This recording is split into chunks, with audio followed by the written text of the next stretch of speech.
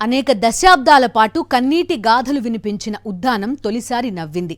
ఏపీలో గత ప్రభుత్వాలు మాటలు చెప్తే నేటి ముఖ్యమంత్రి వైఎస్ జగన్ అక్కడి ప్రజల కన్నీరు తుడిచారు.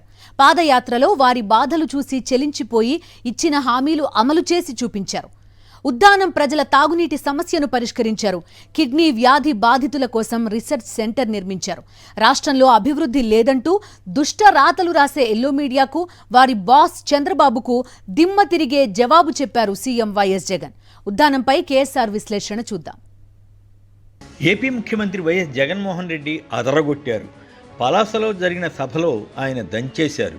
ప్రతిపక్ష టీడీపీ, జనసేనతో పాటు ఈనాడు, ఆంధ్రజ్యోతి, టీవీ5 వంటి ఎల్లో మీడియా సంస్థల ఏడుపుపై తనదైన శైలిలో దుమ్ము దులిపారు. పలాసలో ఒక గొప్ప కార్యక్రమాన్ని ఆయన చేపట్టారు.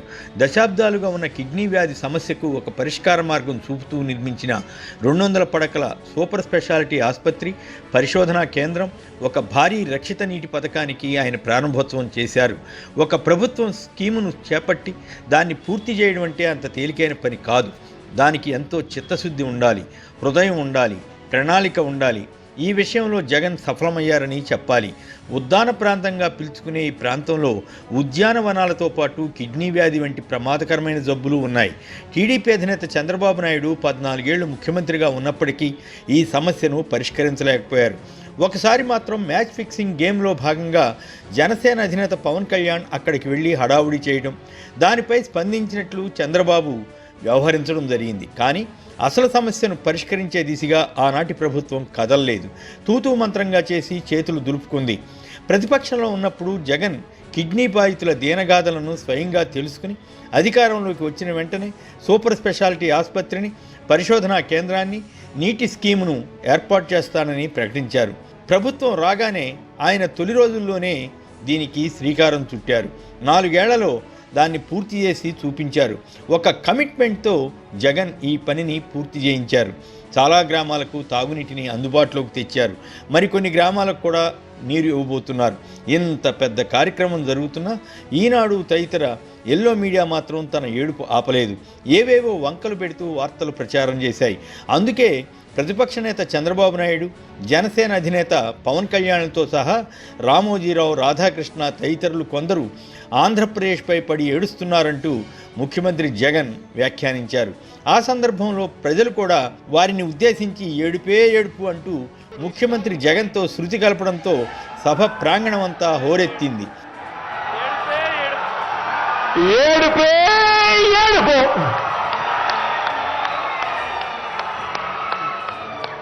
జగన్ ఒక ప్రశ్న వేశారు.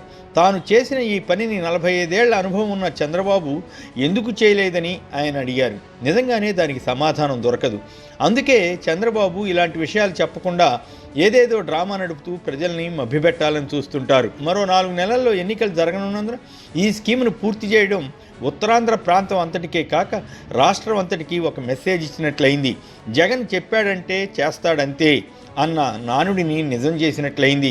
జగన్ తాను ఇచ్చిన హామీలను ఎలా నెరవేర్చింది వివరిస్తూ, గతంలో చంద్రబాబు నాయుడు ఇచ్చిన హామీల్లో 10% పూర్తి చేయకపోతే తాను ఇచ్చిన హామీల్లో 99% పూర్తి చేశానని ధీమాగా జగన్ చెప్పగలిగారు. ఒక నాయకుడి సమర్థతను తెలుసుకోవాలంటే ఈ పలాస వంటి స్కీములను పరిశీలించాలి. పలాస, ఇచ్చాపురం, మరికొన్ని ఇతర నియోజకవర్గాల్లోని గ్రామాల్లో కిడ్నీ బాధితులు అధికంగా ఉన్నారు. వారికి గతంలో 2,500 రూపాయలు పెన్షన్ ఇస్తుండేవారు. దాన్ని జగన్ 10,000 రూపాయలకు పెంచి ఆదుకునే యత్నం చేశారు. కిడ్నీ వ్యాధికి మూల కారణం కనిపెట్టడం సమస్యగా ఉంది. అందుకే రీసెర్చ్ సెంటర్ను ఏర్పాటు చేశారు. నేను కూడా కొద్ది నెలల క్రితం స్వయంగా పలాస వెళ్ళి ఈ సెంటర్ భవనాన్ని చూసి వచ్చాను. అది చూసిన తర్వాత జగన్ మీద గౌరవం మరింతగా పెరిగింది. పలాసలోని ప్రభుత్వ ఆసుపత్రిలో యువ డాక్టర్లు అత్యంత శ్రద్ధతో కిడ్నీ వ్యాధిగ్రస్తులకు డయాలసిస్ నిర్వహించడం కూడా చూశాను. వారితో మాట్లాడితే జగన్ ప్రభుత్వం ఈ సమస్యపై ఎంత శ్రద్ధ తీసుకుంది అర్థమైంది. ఇలాంటి పనే ఏ కాస్తైనా చంద్రబాబు ప్రభుత్వం చేసి ఉంటే ఈనాడు, జ్యోతి వంటి ఎల్లో మీడియా తెగ రెచ్చిపోయి శరబ అంటూ ఊగిపోయి ప్రచారం చేసేవి. ఆ ప్రభుత్వం చేయలేకపోయింది. ఇప్పుడు జగన్ ప్రభుత్వం చేస్తుంటే ఓర్వలేకపోతున్నారు. అందుకే ఏదో వంకర టింకర వార్తలు రాసి ప్రభుత్వానికి ప్రతిష్ట రాకూడదని ఎల్లో మీడియా యత్నించింది. అయినా జగన్ పాల్గొన్న సభలో ప్రజల స్పందన చూసిన తర్వాత వీరికి గుండెలు జారిపోయి ఉంటాయి. ఇకనైనా ప్రభుత్వం మీద, ఏపీ ప్రజల మీద పడి ఏడవడం మానుకుంటే మంచిది. కానీ అలా చేస్తారని ఎవరూ అనుకోవడం లేదు. దాన్ని దృష్టిలో ఉంచుకునే జగన్ వీరి ఏడుపును మరో 3 నెలలు భరించక తప్పదని అన్నారు.